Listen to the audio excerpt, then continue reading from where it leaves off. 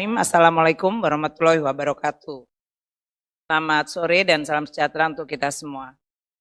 Seperti tadi telah disampaikan oleh Bapak Presiden dan kemudian ditambahkan oleh Pak Menko mengenai kondisi ekonomi dan hubungannya dengan rancangan APBN 2025 yang merupakan APBN transisi di mana dipersiapkan oleh pemerintah saat ini untuk pemerintahan terpilih mulai Oktober 2024.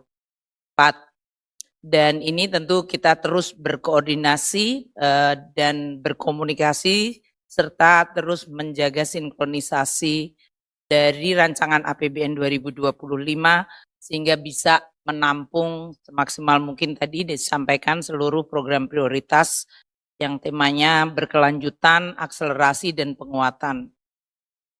Saya akan menyampaikan sedikit lebih detail dari Pak Menko tadi, apa dari postur dan rancangan APBN 2025 berdasarkan proses politik yang tadi juga disampaikan oleh Ketua DPR, di mana kita sudah menyampaikan KEM PPKF, Kebijakan Ekonomi Makro dan pokok-pokok kebijakan fiskal yang sudah dibahas semenjak bulan Maret hingga bulan Juni, dan kemudian juga pembahasan internal di Kabinet.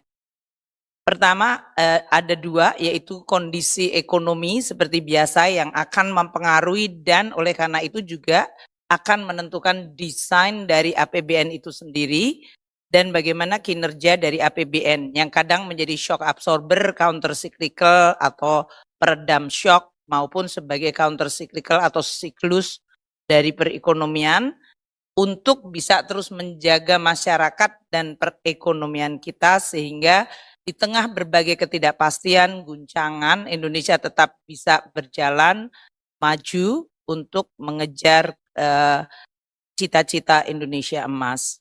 Kita mulai dengan dinamika perekonomian dan kinerja dari fiskal kita.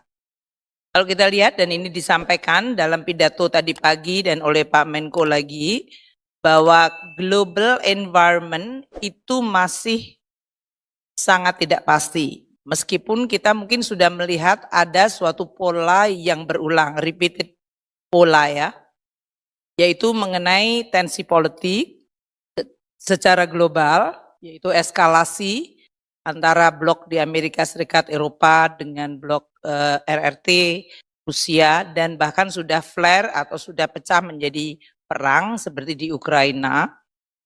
Kemudian di Timur Tengah juga terjadi. Dan kemudian yang terjadi juga yang disampaikan oleh Bapak Presiden, terjadinya perang dagang. Jadi tidak hanya perang militer, perang dagang. Kenaikan dari apa yang menggunakan instrumen tarif atau non-tarif untuk membendung perdagangan antar negara. Ini yang kemudian menciptakan kerentanan terhadap global value chain atau rantai pasok global. Di sisi lain, dengan adanya berbagai kerentanan tadi memicu apa yang disebut krisis pangan dan energi sehingga inflasi melonjak tinggi di negara maju dan itu kemudian menimbulkan respons dalam bentuk suku bunga yang meningkat tinggi. Meskipun sudah ada harapan akan turun, tapi suku bunga yang tinggi itu terjadi semenjak tahun 2022 hingga 2024 ini.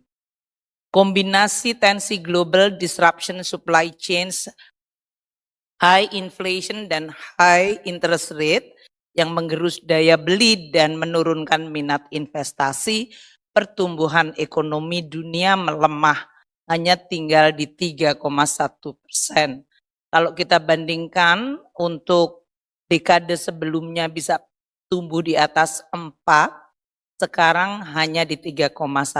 Dan dalam situasi yang penuh ketidakpastian, disruption itu kemudian menimbulkan volatilitas di pasar keuangan. Ini nilai tukar, arus modal, maupun yield dari surat berharga maupun nilai dari surat-surat berharga bisa bergerak overnight itu secara sangat tiba-tiba dan itu yang terjadi seperti yang di Jepang pada minggu lalu.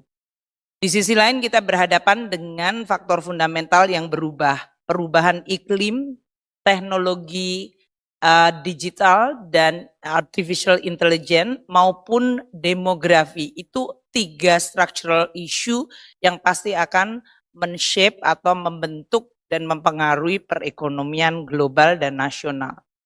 Nah, dalam environment yang seperti itu, kalau kita lihat bagaimana perekonomian Indonesia dibandingkan dunia, kita lihat dari 3 saja.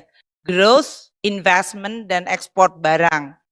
Growth Indonesia yang merah constantly selalu above.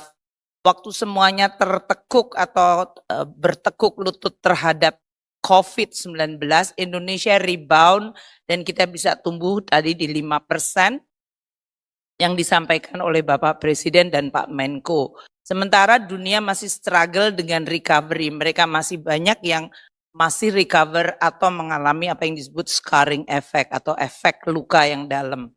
Investment kita juga relatif selalu tumbuh di atas rata-rata dunia. Ini menunjukkan bahwa destination investment di Indonesia cukup atraktif dan harus terus ditingkatkan. Tidak berarti bahwa tidak ada homework, banyak yang masih harus diselesaikan. Dan ekspor kita juga relatif mengikuti growth dari ekspor dari barang dan jasa dunia. Kadang-kadang bahkan kita bisa tinggi pada saat kita memiliki posisi geostrategis seperti punya komoditi seperti nikel dan lain-lain. Nah, inilah performance, berarti ini tidak datang dengan sendirinya. Ini adalah bagian dari hasil berbagai kebijakan termasuk kebijakan fiskal. Dan oleh karena itu, fiscal policy APBN memerankan peranan yang penting untuk menjaga kinerja ekonomi dan melindungi masyarakat. Pertumbuhan ekonomi Indonesia konstan di atas 5% sesudah terutama COVID atau bahkan before COVID, itu despite begitu banyaknya apa yang terjadi di dalam gejolak dunia.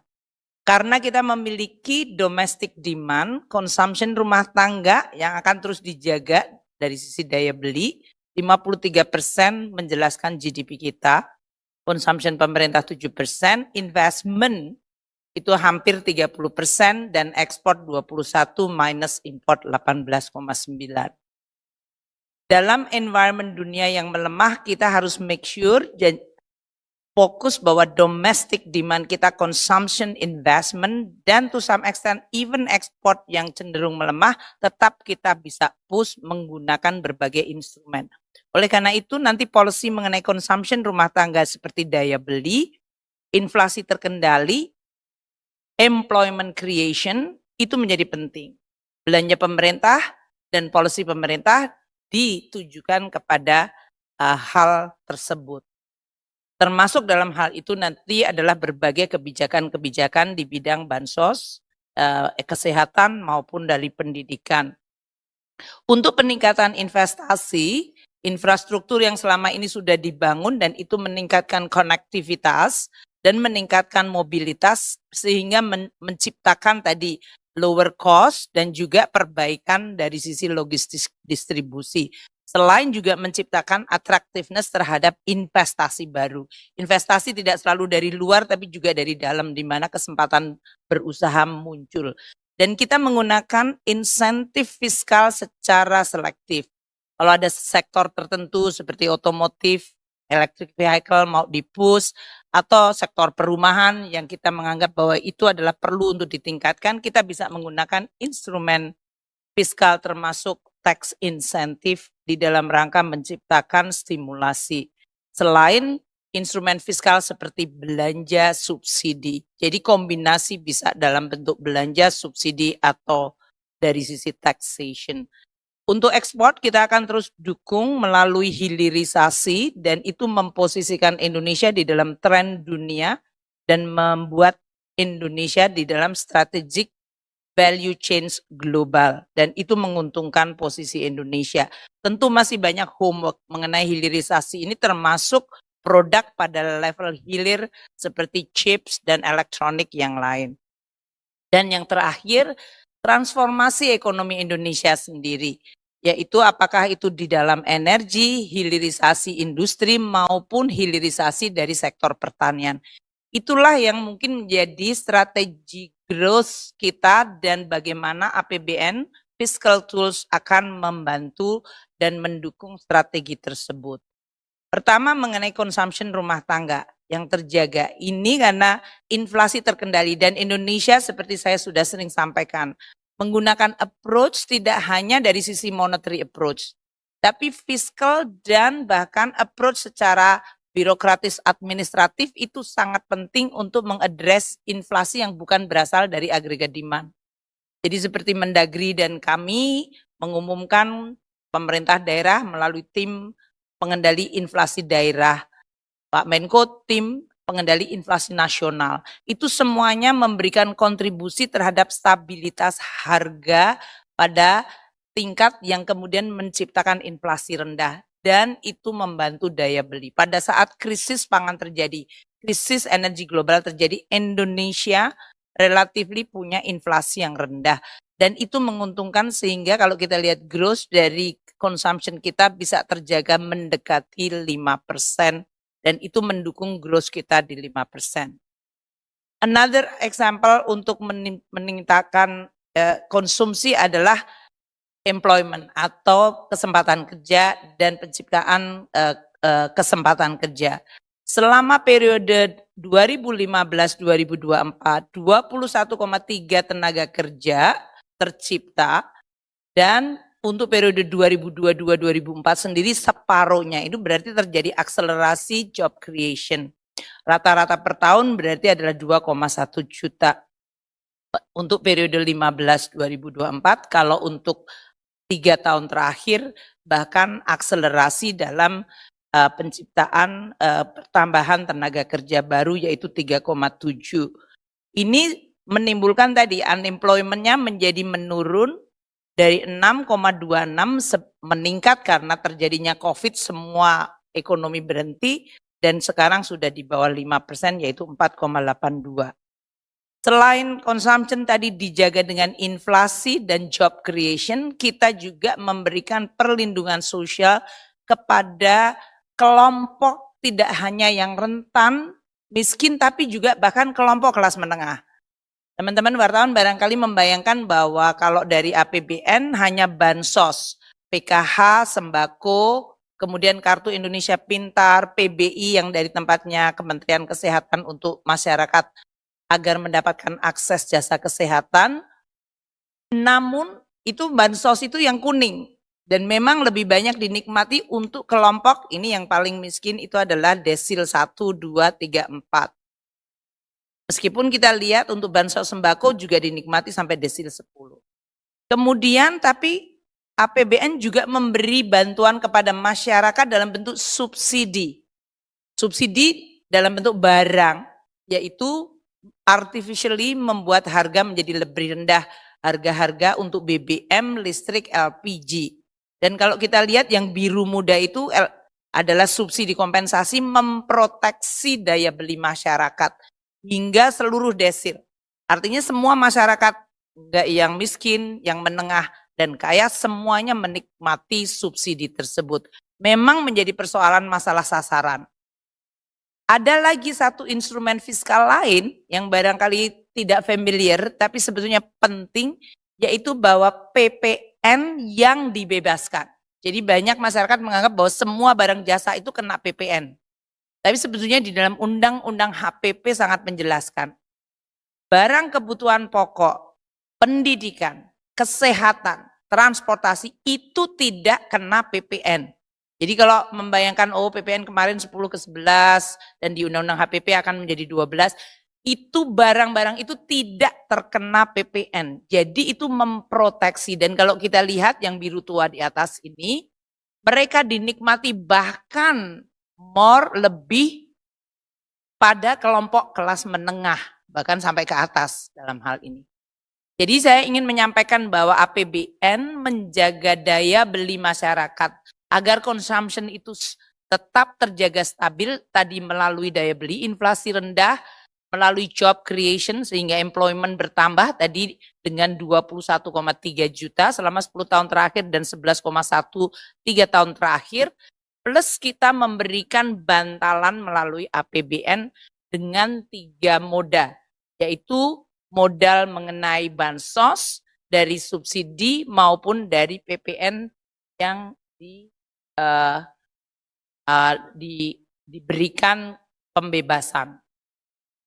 Tingkat kemiskinan menurun dengan berbagai intervensi polisi pemerintah, termasuk kemiskinan ekstrim. Nanti mungkin Pak Arso akan menyampaikan.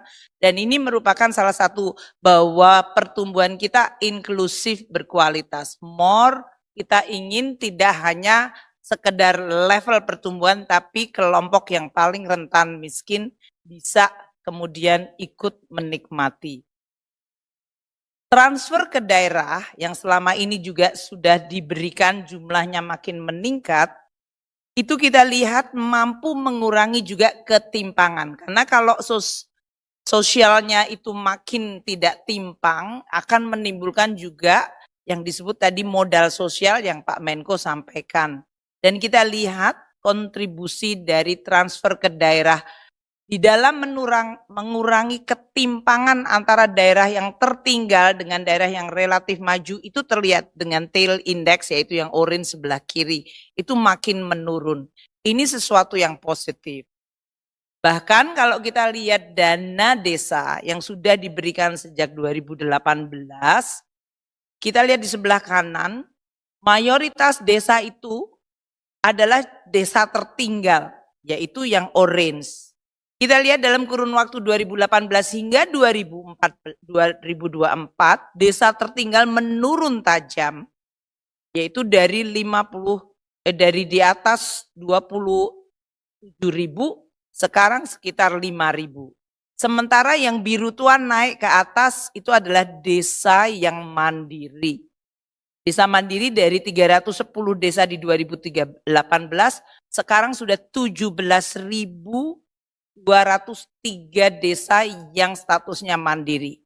Desa tertinggal yang 2018 27.860 sekarang menjadi 6.100. Masih harus diturunkan terus, tapi ini adalah sesuatu yang positif di dalam menyelesaikan persoalan-persoalan pada kelompok masyarakat yang rentan, daerah yang masih tertinggal, dan kelompok masyarakat miskin. Kalau tadi kita bicara tentang consumption, kita bicara investasi. Investasi kita masih cukup kuat, baik ditopang oleh PMA maupun PMDN dan juga dari perbankan. Kalau kita lihat growth dari investasi masih perlu didorong, tapi kita selalu relatif konstan di sekitar 4,4, tapi tentunya bisa diakselerasi untuk bisa menciptakan pertumbuhan yang lebih tinggi.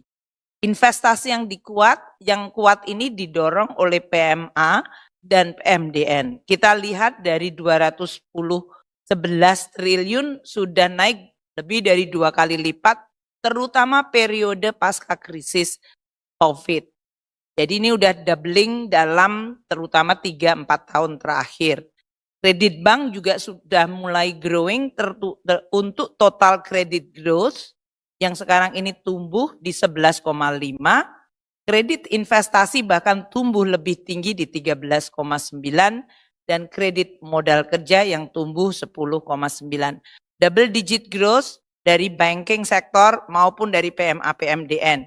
Ini menciptakan capital yang tertanam dan menimbulkan growth. Nah, sekarang kita lihat beberapa hasil dari tadi kebijakan fiskal maupun kebijakan ekonomi secara umum di bawah Pak Menko Perekonomian dan Marinvest. Bagaimana dia menciptakan hasil. Anggaran pendidikan selama 2015-2023 tadi disampaikan Bapak Presiden 4.006,1 triliun. Dan sudah meningkatkan dari jumlah sekolah. Nah, sekolah dan ini nanti di era Pak Prabowo akan diadres isu mengenai kualitas sekolahnya. Jumlah sekolahnya meningkat, angka partisipasi kasar perguruan tinggi naik.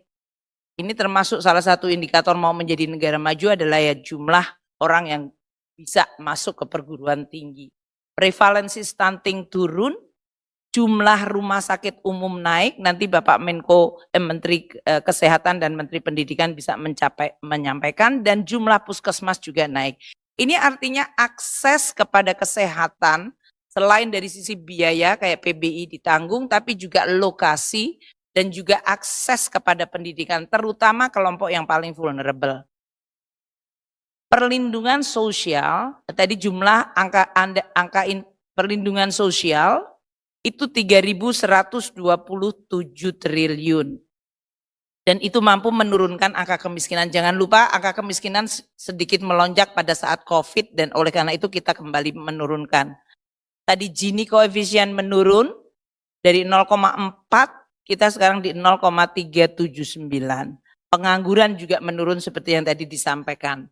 Dan anggaran untuk infrastruktur yang sudah kita gelontorkan 3.167,4 triliun itu meningkatkan jumlah jalan yang tol maupun yang bukan tol. Belum termasuk irigasi jembatan yang tadi telah disampaikan. Nah, APBN terus mendukung tadi pembangunan. Tapi APBN dan fiskal sebagai instrumen terus dijaga agar tetap sehat, kredibel, dan sustainable. Kinerja APBN ini pada saat mengalami tekanan kemudian harus recover. Dan sekarang kita sudah lihat membaik lagi. Dari sisi penerimaan revenue APBN, pendapatan per GDP sudah mulai meningkat lagi, walaupun terjadi gelombang kadang-kadang komoditas boom atau terjadi beberapa shock. Rasio utang kita menurun, tadi disampaikan oleh Bapak Presiden, termasuk yang terendah di dalam G20 maupun ASEAN. Dan defisit kita relatif terjaga, bahkan Indonesia income trap. Dan untuk itu kita butuh mengakselerasi growth hingga 6 hingga bahkan 8%. Ini artinya pemerintah harus terus fokus untuk meng-create momentum pertumbuhan tanpa mengorbankan stabilitas. Karena kalau growth bisa sesaat tinggi tapi kemudian tidak sustainable dan tidak stable. Dan untuk 2045 dengan aspirasi untuk mencapai high income country, jumlah penduduk kita dengan demographic growth yang sekarang ini diperkirakan mencapai 324 juta. 65% produktif, 70% adalah kelas menengah. Itu akan menjadi the size ekonomi kelima terbesar di dunia. Dan ini menimbulkan motor penggerak ekonomi dunia sendiri. Tapi untuk mencapai itu kita harus menciptakan terus nilai tambah dari setiap sektor. Manufaktur jelas, tapi juga pertanian dan jasa. Jadi komposisi dari manufaktur, pertanian, dan jasa harus terus ditingkatkan. Salah satu yang bisa meningkatkan value added dan productivity adalah kualitas dari tenaga kerja. Kalau kita lihat 2015 ke 2023, dengan jumlah tenaga kerja yang lulusan SMP ke bawah sudah mulai menurun di bawah 50%. Dan mulai banyak lebih dari SMA, SMK, dan bahkan universitas. Itu berarti quality-nya sudah mulai bergeser dalam waktu 10 tahun atau dalam hal ini less than 10 tahun, 8 tahun. Ini tren yang akan terus kita jaga untuk meningkatkan kualitas dari labor atau SDM kita. Makanya nanti dari sisi banyak strategi untuk meningkatkan productivity akan bertumpu pada pendidikan, pelatihan, teknologi, dan riset serta development. Hilirisasi dan revitalisasi industri kita telah memberikan suatu daya tahan pada saat ekonomi dunia bergoncang.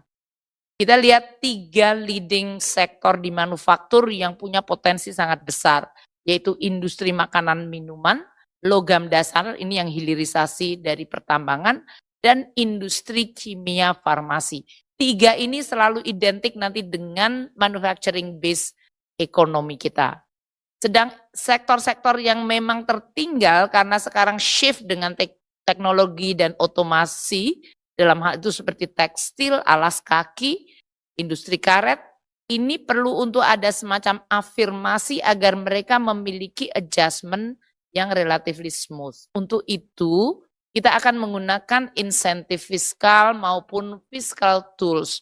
Entah itu melalui tadi belanja, membuka kawasan industri, apakah melalui subsidi, atau bahkan menggunakan insentif perpajakan dalam bentuk insentif fiskal. Insentif perpajakan seperti tax allowance maupun tax holiday. Ini agar kita bisa terus menjaga momentum industrialisasi yang berbasis pada nilai tambah tinggi. APBN 2025 didesain untuk menjaga transisi ini. Tema yang kami terus konsultasikan dengan presiden terpilih dan maupun presiden yang saat ini Pak Jokowi adalah bahwa keberlanjutan, dan beliau berdua selalu berdiskusi, keberlanjutan, penguatan, dan akselerasi. Namun APBN sebagai instrumen yang vital harus terus dijaga supaya dia terus menjadi instrumen yang bisa mendukung tadi keberlanjutan, penguatan, dan akselerasi. Asumsi dasar ekonomi makro tadi telah dibacakan oleh Bapak Presiden, jadi saya bisa cepat saja. Growth di 5,2%.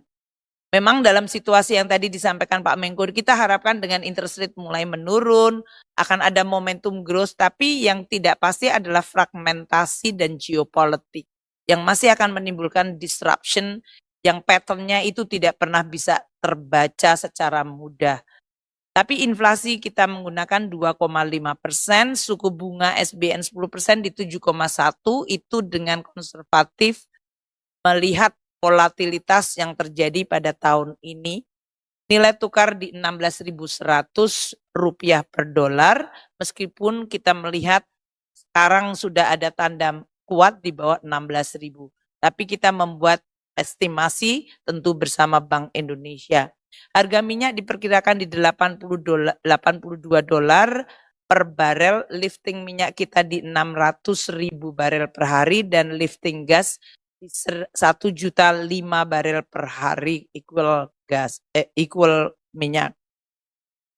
Untuk berbagai indikator pembangunan, ini biasanya Pak Menteri Bappenas, kita sudah juga diskusi dan bicara dengan DPR, dan DPR aspirasinya sesuai dengan yang disampaikan di sini, tingkat kemiskinan diturunkan di 7,8, kemiskinan ekstrim harus mencapai 0%, rasio Gini di 0,379 hingga 0,382, pengangguran dijaga di 4,5 hingga 5%, indeks modal manusia di 0,56, nilai tukar petani 115 hingga 120, dan nilai tukar nelayan 105 hingga 108.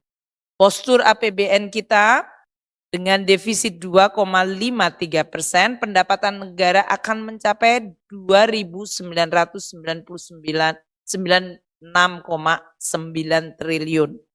2.996,9 triliun.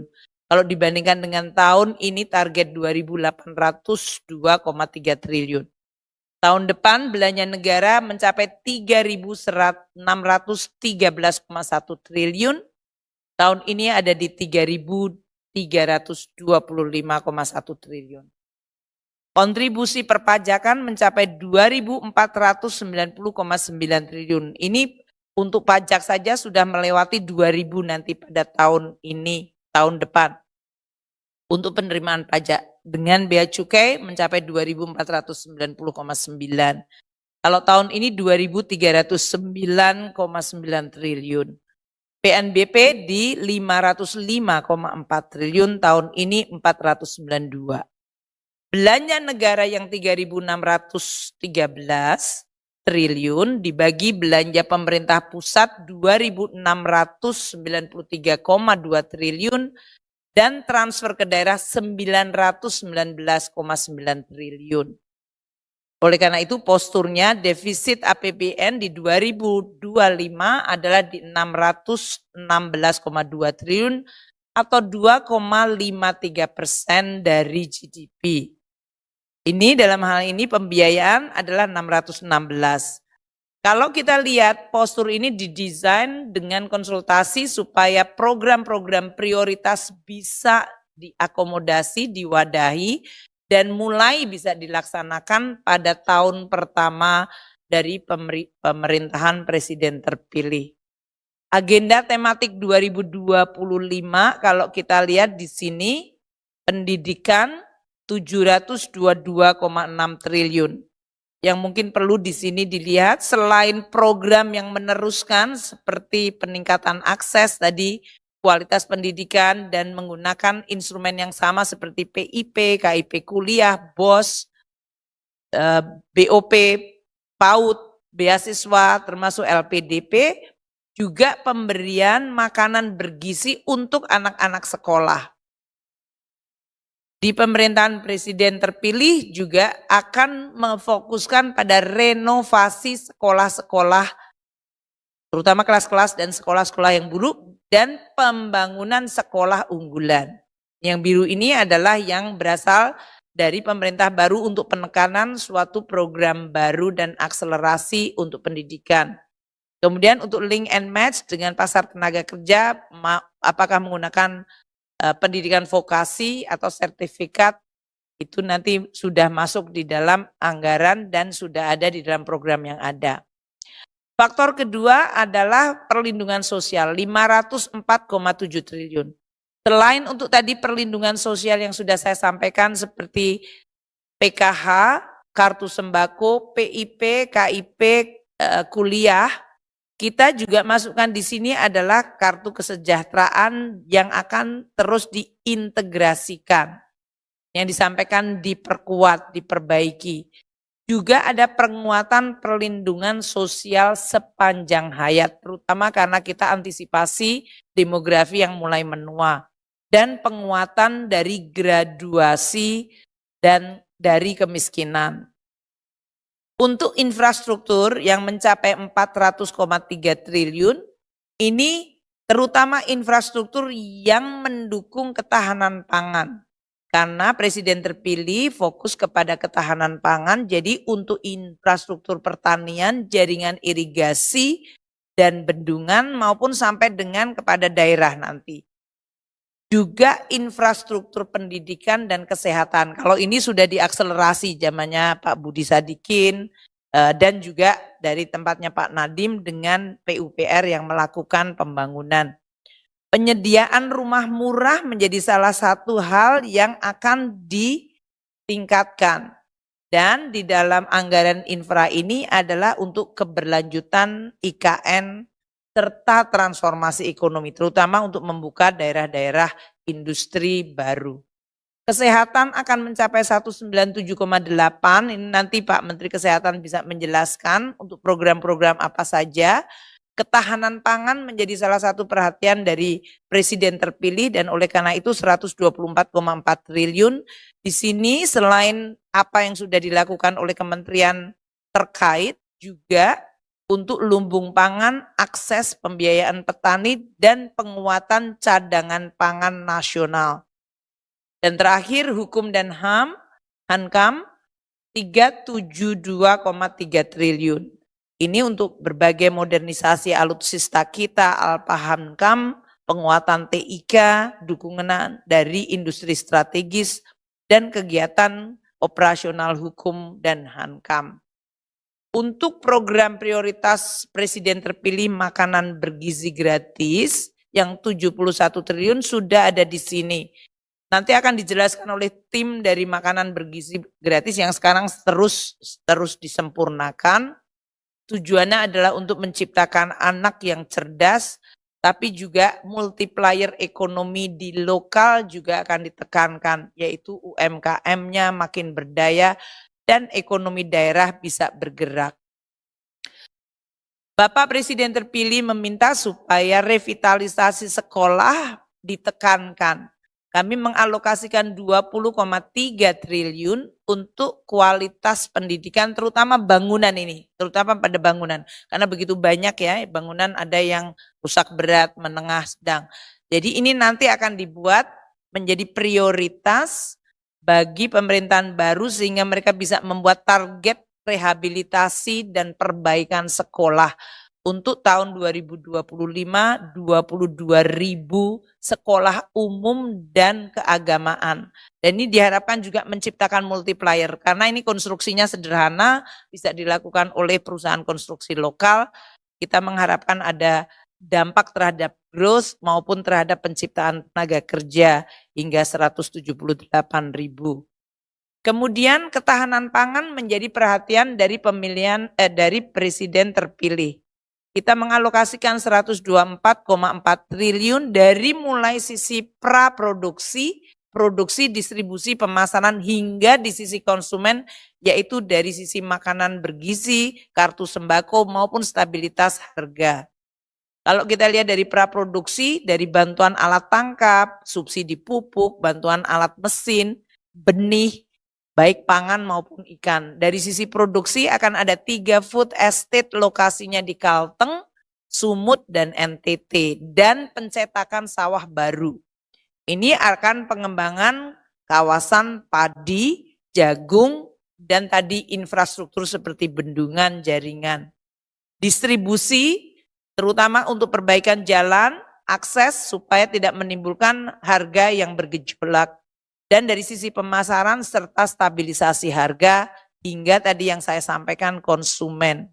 Kita juga akan memberikan melalui KUR UMKM terutama untuk UMKM maupun untuk petani. Ini yang sudah selalu dikoordinasikan dengan Pak Menko selama ini. Gerakan pangan murah di 39 lokasi akan dilakukan. Ini terutama pada saat biasanya masa-masa paceklik. Sampai 2.996,8 triliun itu artinya naik 12,32%. Maaf, itu tax ratio naik 6,4% dari tahun ini. Dan kita akan terus melakukan yang disampaikan melalui Undang-Undang HPP, yaitu reform dari sisi legislasi peraturan, peningkatan tax ratio, pelaksanaan core tax system yang kita harapkan bisa mulai live akhir tahun ini, perbaikan CISA, dan meningkatkan Simbara. Compatibility dengan digital dan sistem perpajakan global harus kita antisipasi. Karena rezim pajak global ini menjadi sangat fokus dan menjadi perhatian banyak sekali negara-negara yang sekarang juga sedang berkontestasi politik. Reformasi untuk pengelolaan SDA dan barang milik negara juga diharapkan makin meningkatkan penerimaan non pajak, bukan pajak. Dan pajak, bea cukai bisa juga dalam bentuk insentif. Tidak dipungut atau ditanggung pemerintah supaya bisa menciptakan insentif bagi sektor-sektor tertentu. Belanja pemerintah untuk pusat mencapai 2.693,2 triliun. Kalau teman-teman wartawan lihat, yang merah itu adalah belanja KL dan yang biru adalah belanja non KL. Kenapa belanja KL-nya relatif lebih kecil 976 dibandingkan tahun ini yang diperkira adalah 1090? Ini karena kita menghormati untuk presiden terpilih nanti untuk melakukan improvement. Makanya belanja KL relatifly, kecuali yang sudah dari presiden elect, presiden terpilih menyampaikan ingin melakukan A, B, C.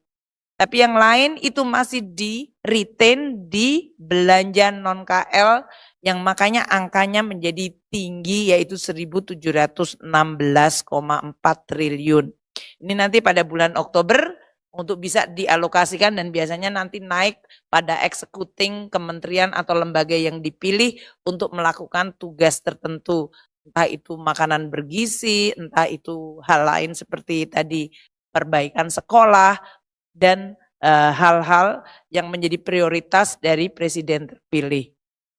Belanja akan terus diakselerasi, efisiensi belanja terutama belanja barang dan operasional pemerintah harus terus ditingkatkan, belanja modal untuk bisa terus meningkatkan produktivitas dan subsidi serta perlindungan harus makin tepat sasaran seperti yang memang menjadi target dari pemerintahan presiden terpilih.